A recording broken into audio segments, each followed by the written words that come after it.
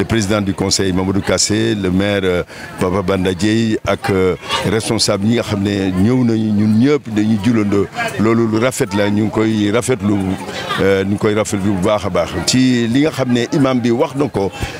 am na ñett point bi nga xam ne jàpp naa ko benn bi nee ne nañu moytu wor lu muy andi mooy musiba loolu laa ko mën a jëlee ak am na li nga xam ne tamit war na ko mooy deuxième message mooy secret war nañ ko mën a denc ndax su fekkente ne da nga xëy sutura nit loolu lu mu mën a andi mooy di en quelque sorte dindi confiance te confiance dafa am solo ci diggante doomi aadama donc am na leneen li nga xam ne wax na ko ci weeru koor bi weeru yërmande la dañu war a baalante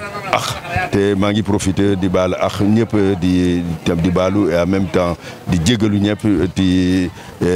wax ne tamit que imam am na li nga xam ne wax na ko tamit nee na mu ngi julli pour tout le Sénégal di ñaan président de la République mu ñaan réew mi jàmm am fii loolu dafa am solo ma ne tamit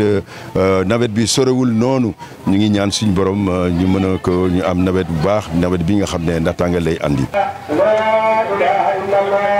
الله أكبر الله أكبر كبيرا والحمد لله كثيرا